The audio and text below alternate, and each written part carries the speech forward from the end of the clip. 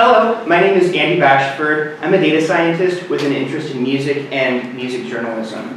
My project for Galvanize focuses on Pitchfork. Pitchfork is an online music publication with a reputation for being a little snobby, but usually right. In 2015, they were acquired by the large media company Condé Nast, which is leaving fans skeptical of the future of Pitchfork's reputation. So my main question is, has Pitchfork changed its scoring methodology and review content since its acquisition? I started by acquiring data. I scraped Pitchfork's archives and got 19,000 reviews dating back to 1999 and performed numeric analysis.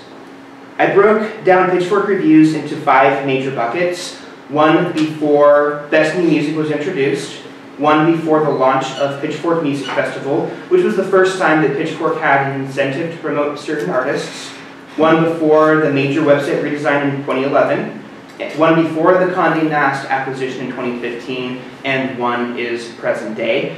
It's pretty plain to see that the distribution of scores for albums has tightened and gotten more narrow in the recent eras. Before, they would use the entirety between 0 and 10 pretty commonly, but now it's really more between 4 and 9, maybe 9.5. My next question is, does Pitchfork still take the big gamble on new artists? In 2004, they gave Arcade Fire a 9.7 on the first album that they had put out, but since then, they've only given new artists a 9.0 score or higher on the first album they've reviewed 8 times. 0 of which have come in 2010 or after.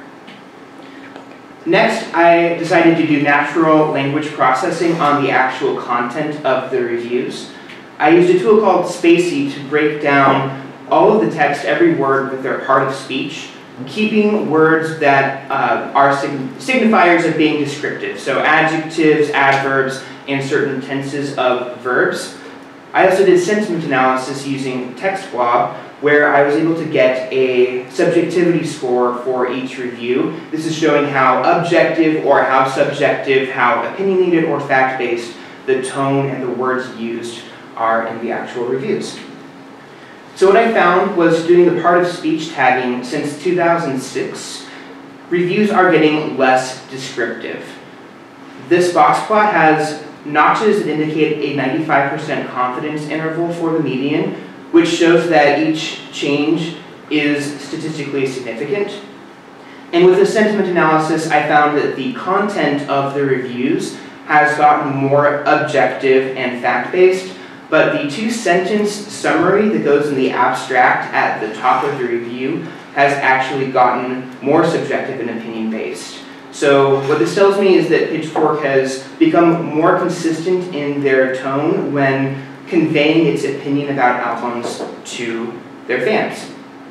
So has Pitchfork changed its scoring methodology and review content since its acquisition? Yes. The spread of the score distribution has tightened. Pitchfork doesn't take that big gamble on new artists. Pitchfork's language has become less descriptive and more objective, but Pitchfork has become more consistent in the abstract.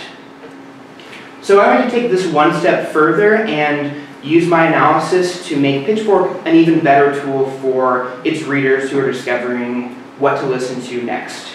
So I created a Pitchfork review recommender system. This is a content-based recommender using the data I had already acquired from Pitchfork and combining that with data from Spotify, where Spotify has an audio analysis of each track that I used the mean for the album to match for 11,600 reviews from Spotify and Pitchfork that has both the Pitchfork's opinion and the content of the reviews and Spotify's audio analysis.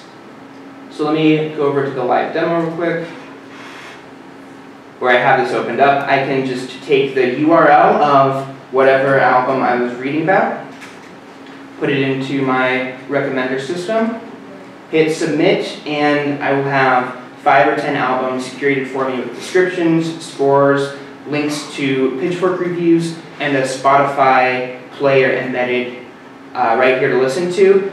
And these are all going to be albums that both sound similar to the review I was reading about and has similar language being used by Pitchfork in the album review.